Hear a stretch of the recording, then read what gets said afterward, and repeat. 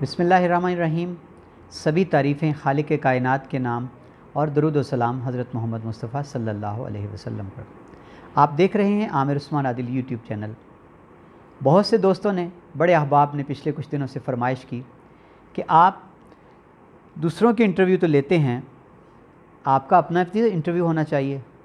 میں نے سوچا کہ بجائے اس کے کہ میں زحمت دوں، خود فرمائش کروں، مجھے بڑا عجیب لگتا ہے کہ میں اپنا انٹرویو کہہ کے کرواؤں۔ سوچا کیوں نہ اپنی زبانی، اپنی کہانی آپ سے کہہ دی جائے۔ تو آج پیش خدمت ہے جی میری کہانی۔ میرے گھرانے کو کوٹلہ عرب علی خان میں منشیوں کا خاندان کہتے، منشیوں کا گھر، منشیوں کا گھرانہ۔ اس کے پیچھے کیا راز ہے؟ میرے والد محکمہ تعلیم سے وابستہ تھے۔ میرے دادا منشی غلام حیات خان اپنے زمانے کے نامور معلم تھے۔ اسی بنا پر اس زمانے میں چونکہ استاد کو منشی کہا جاتا تھا، تو جی گاؤں میں ہماری جو خاندان ہے اس کی نسبت منشی ہو گئی۔ اب ہمیں جب بات ہوتی ہے تو کہتے ہیں جی منشیاں دا منڈا، منشیوں کا گھر، منشیاں دا خاندان۔ اور آپ کو پتہ ہے ہمارے پنجاب کے کلچر میں، دیہات میں برادری، ونڈ، یہ بڑی چیزیں چلتی ہیں، گھرانوں کی مخصوص پہچان ہے، نشانیاں ہیں۔ خیر، کہا جاتا ہے جی میرے دادا منشی غلام حیات جب گھر سے نکلتے تھے پڑھانے کے لیے تو گھوڑی پہ سوار ہو کے اونچا شملہ جو تھا پگ کا وہ پہن کے پڑھانے جاتے تھے۔ کیا شان تھی جی ایک استاد کی اس زمانے میں۔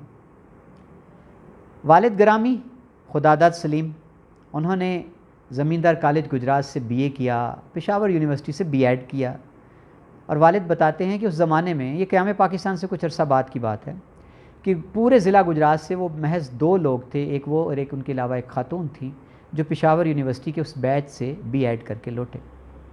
محکمہ تعلیم جوائن کیا والد نے، برنالہ میں ان کی پوسٹنگ ہوئی جی۔ اور بتایا یہ جاتا ہے کہ والد بہت خوش لباس تھے، بہت خوش ذوق تھے۔ لباس کے معاملے میں ان کا ایک بڑا اعلیٰ ذوق تھا، بڑا نفیس لباس انہوں نے پہنا ساری زندگی، مخصوص وہ ٹیلر تھے گجرات اسپیشل، جہاں سے ان کا لباس سلتا تھا۔ تو جی پینٹ کو ٹائی میں ملبوس جب ایک نوجوان ٹیچر جو نیا نیا تعینات ہوا تھا وہ برنالہ پڑھانے جاتا کوٹلہ سے، تو بڑی دھوم تھی۔ کہا یہ جاتا ہے کہ برنالہ میں خاص طور پر خواتین جو تھیں وہ اس استاد کو دیکھنے کے لیے چھتوں پہ کھڑی ہوتی تھی صبح۔ والد گرامی مختلف اسکولوں میں رہے۔ اس وقت مڈل اسکول تھا کوٹلہ میں بوائز، اس کے ہیڈ ماسٹر رہے۔ کھوہار پڑھایا، سرائے عالمگیر، چکوال، بوچھال کلاں، پھالیا، مختلف جگہوں پہ رہے۔ سینا میں 10 سال والد صاحب نے میٹرک تک اسکول جو تھا ہائی اسکول، وہاں 10 سال پڑھایا، بطور ہیڈ ماسٹر کام کیا۔ بھوتا میں جی اس وقت بریگیڈیئر رشید صاحب تھے آرٹلری کے، ان کو گاؤں کا ایک وفد ملا کہ ہمارے اسکول کی حالت بڑی خراب ہے، یہاں کوئی اچھا منتظم ہیڈ ماسٹر لایا جائے۔ قرہ فال والد صاحب کے نام نکلا۔ بریگیڈیئر رشید نے والد صاحب کا تبادلہ بھوتا میں کرا دیا۔ 2-2.5 سال انہوں نے وہاں کام کیا۔ اسی دوران ان کے آرڈر آ گئے پروموشن کے بطور پرنسپل ہائر سیکنڈری اسکول میاں والی، لیکن والد صاحب نے انکار کر دیا کیونکہ ان کی طبیعت خراب رہنے لگی تھی، ان کو برین ٹیومر ڈائگنوز ہو چکا تھا۔ بڑا مشکل وقت تھا ہمارے لیے۔ والد صاحب کا آپریشن CMH راولپنڈی میں ہوا، زندگی اور موت کی کشمکش میں مبتلا تھے، لیکن الحمدللہ اللہ نے کرم کیا، ان کا آپریشن کامیاب ہو گیا۔ لیکن اب وہ چاہتے تھے کہ میں جو میری سروس بچی ہے میں اپنے گھر کے نزدیک رہ کر کام کروں۔ ان کا تبادلہ گورنمنٹ ہائی اسکول ککرالی میں ہو گیا، اور یہ ککرالی اسکول کا اعزاز تھا کہ چودھری خداداد سلیم ککرالی اسکول سے ہی انہوں نے میٹرک کیا تھا، اور اسی اسکول میں وہ بطور صدر معلم آ کر ریٹائر ہوئے۔ ان کے بعد اب میں ہوں جی درس و تدریس سے وابستہ۔ میں نے 1996 میں کوٹلہ سے آغاز کیا۔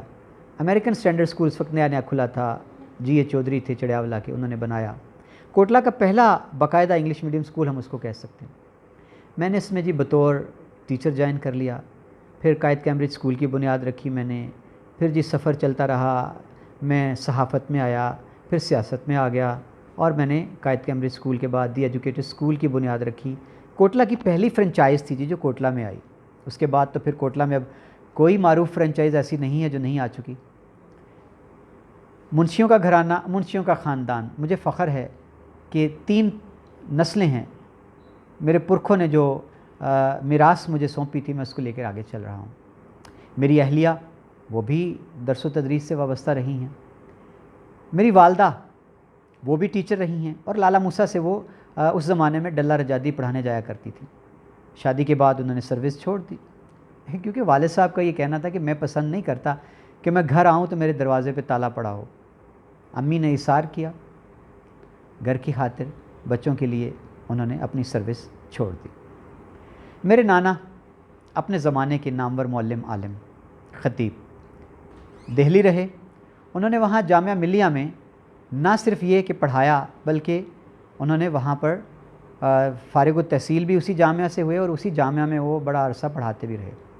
قیام پاکستان کے وقت جب انہوں نے ہجرت کی اور پاکستان واپس آ گئے، تو انہوں نے آ کر یہاں بھی اسی پیشے کو جاری رکھا پنجاب کے اسکول میں، لیکن کچھ عرصہ بعد جی انہوں نے خیر بات کہہ دیا، اور وجہ یہ بتائی کہ انہوں نے کہا پنجاب کا کلچر مجھے راس نہیں آیا، کیونکہ اسکولوں میں جو ماحول تھا اور جس طرح کی زبان استاد اور بچے اختیار کرتے تھے، گالی گلوچ کا جو کلچر تھا، وہ نانا کی طبیعت کو، مزاج کو راس نہیں آیا۔ انہوں نے محکمہ تعلیم کو چھوڑ دیا۔ اس کے بعد وہ وابستہ ہو گئے ممبر و محراب سے۔